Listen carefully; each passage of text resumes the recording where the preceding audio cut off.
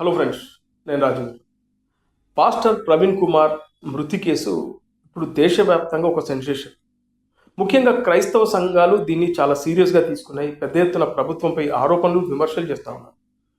దీన్ని ఒక ఆంధ్రప్రదేశ్కు పరిమితం చేయకుండా ఇటు తెలంగాణతో పాటు అటు కర్ణాటక, అలాగే తమిళనాడు, అలాగే నేషనల్ వైడ్గా ఇది ఒక పెద్ద ఇష్యూగా క్రైస్తవ సంఘాలు అయితే క్రియేట్ చేసి కూర్చున్నాయి. అయితే దీనిపైన ఇప్పటికే పోలీసులు చాలా సీరియస్గా ఉన్నారు. ఎందుకంటే పోలీసులు ఇప్పటికే ఈ కేసును ఆల్మోస్ట్ ఫైనల్ స్టేజ్కి తీసుకొచ్చారు. దీనికి సంబంధించినటువంటి సీసీటీవీ ఫుటేజ్ని కూడా దాదాపు 300 సీసీ కెమెరాల నుంచి ఈయనకు సంబంధించి, అంటే హైదరాబాద్ నుంచి ఇతను ఎక్కడైతే ఈయన చనిపోయారో ఆ స్థలం వరకు ఆల్మోస్ట్ 350 పైచిలకు సీసీ కెమెరాను వాళ్ళు జల్లెడబెట్టారు. ఆ తర్వాత వాళ్ళు క్లియర్గా మీడియా ముందు ప్రదర్శించారు ఆయన ఎప్పుడు వచ్చారు, ఎక్కడికి వచ్చారు, అలాగే అతను ఎక్కడెక్కడ మద్యం కొన్నారు, అలాగే ఎక్కడెక్కడ ఆయన పెట్రోల్ పోయించుకున్నారు, ఆ పెట్రోల్ బంక్ వచ్చినప్పుడు ఆయన పరిస్థితి ఏంది అనేది క్లియర్గా మీడియా ముందు వాళ్ళు ఆ సీసీటీవీ ఫుటేజ్ని పెట్టడం జరిగింది. అంతేకాకుండా కీసర టోల్ గేట్, అంటే ఆయన హైదరాబాద్ నుంచి బయలుదేరిన తర్వాత దాదాపు 3 గంటల 50 నిమిషాలకి విజయవాడ దగ్గరకు వచ్చే సమయంలో కీసర టోల్ ప్లాజా వచ్చేటప్పటికి అక్కడ ఒక పెట్రోల్ బంక్ ఉంది. ఆ పెట్రోల్ బంక్కి వచ్చే దగ్గర ఆయన బైక్ ఆ మూల మలుపున కింద పడిపోయాడు. పడిపోయిన వ్యక్తిని ఆ పెట్రోల్ బంక్ సంబంధించిన సిబ్బంది పరిగెత్తుకుంటూ వెళ్ళి ఆయనను లేపి, అలాంటి సమయంలో ఆయనను కూర్చోబెట్టి వాటర్ ఇచ్చి మీరు ఇక్కడే ఉండండి, వెళ్ళిపోవద్దన్నా కూడా అతను పెట్రోల్ కొట్టించుకొని వెళ్ళిపోయాడట. దీనికి సంబంధించినటువంటి ప్రత్యక్ష సాక్షులు ఆ పెట్రోల్ బంక్ సిబ్బంది. ఆ సీసీటీవీ ఫుటేజ్ కూడా క్లియర్గా అర్థమవుతుంది అతను పాస్టర్ ప్రవీణ్ కుమార్ అన్నట్లుగా పోలీసులు అయితే నిర్ధారణకు వచ్చారో అదే చెప్తున్నారు. ఆ సిబ్బంది కూడా అదే చెప్తున్నాడు. ఎస్, ఇప్పుడు చనిపోయిన వ్యక్తి ఏదైతే మీరు ఫోటో చూపిస్తున్నారో టీవీలో ఆయనే అని వాళ్ళు క్లియర్గా చెప్తా ఉన్నారు. అయితే ఇప్పుడు ఈ ఏదైతే ఇష్యూ జరిగింది ఆ రోజు నుంచి ఈ రోజు వరకు కూడా కొంతమంది క్రైస్తవ సంఘాలకు సంబంధించినటువంటి పాస్టర్లు కానీ, ఇంకొంతమంది రాజకీయ నాయకులు కానీ దీన్ని ఒక హత్య అంటూ వాళ్ళు ప్రచారం చేస్తూ ఉన్నారు.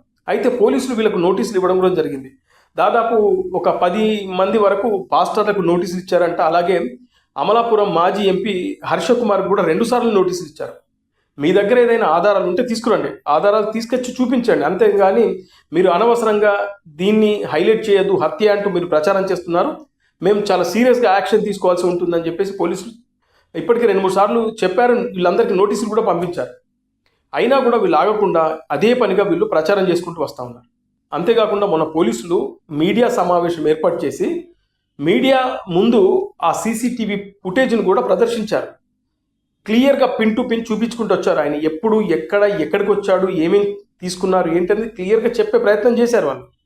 అయితే వీళ్ళు ఏమంటారంటే వేరే వ్యక్తిని అలాంటి బట్టలు వేసి తీసుకొచ్చారు, అతను ప్రవీణ్ పగడాల కానే కాదు, ఆ ట్యూబ్ క్యారెక్టర్ని పెట్టారు, అంటే వేరే వ్యక్తిని పెట్టి అప్పటికి ఇతను చంపేశారు, వేరే వ్యక్తిని పెట్టి ఇలా చేసుకుంటూ వస్తున్నారు అని చెప్పి వీళ్ళు ప్రచారం చేస్తున్నారు. అందుకే ఎవరైతే సోషల్ మీడియాలో విచ్చలవిడిగా మాట్లాడుతున్నారో వాళ్ళందరికీ నోటీసులు ఇవ్వడం జరిగింది, కొంతమందిని అరెస్ట్ చేయడం కూడా జరిగింది.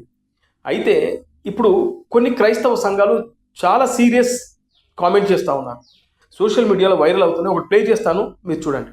ఇది 100% ఇది హత్యే, నో డౌట్ ఎట్ ఆల్. ఒకటి గుర్తు పెట్టుకోండి, ప్రార్థన చేసే గుంపులు ఉన్నాయి, యుద్ధం చేసే గుంపులు కూడా ఉన్నాయి.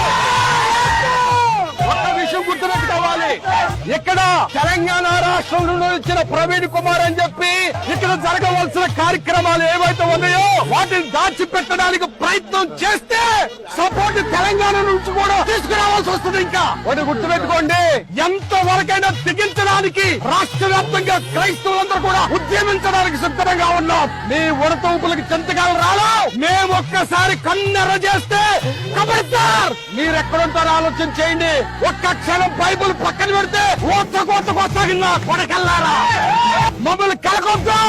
మేము మంచి వాళ్ళం కాదు, మూర్ఖులం. మాతో పెట్టుకోవద్దు. రౌడీజం, బొండాయిజం అన్నిటిని వదిలిపెట్టి ఇక్కడికి వచ్చిన వాళ్ళం ఎంతకైనా తెగించలేక సిద్ధంగా ఉన్నాం.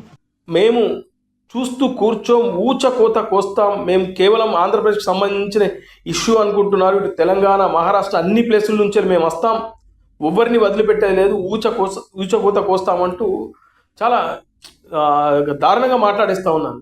అంటే ఒక్క ప్రవీణ్ పగడాల అనే వ్యక్తి ఇష్యూ జరిగింది. అది ఇప్పటికే పోలీసులు దానిపై పూర్తిగా వేగవంతంగా దర్యాప్తు చేస్తూ ఉన్నారు. ప్రభుత్వం కూడా చాలా సీరియస్గా తీసుకుంది. దీని వెనకాల ఏదైనా వీళ్ళనట్టు మిస్టరీ ఉందా లేదా సాధారణ రోడ్ యాక్సిడెంటా ఏంటో దానిపైన పూర్తిగా వాళ్ళు పోలీసులు అయితే దర్యాప్తు చేస్తూ ఉన్నారు. సీరియస్గా ఉంది ఇది అయితే.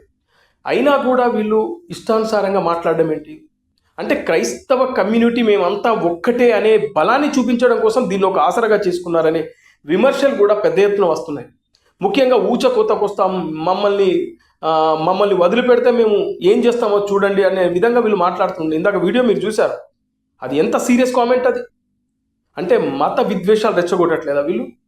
ఎందుకంటే అది ఖచ్చితంగా ప్రభుత్వం అండర్లో ఉంది, ప్రభుత్వం దానిపైన సీరియస్ దర్యాప్తు జరుగుతుంది.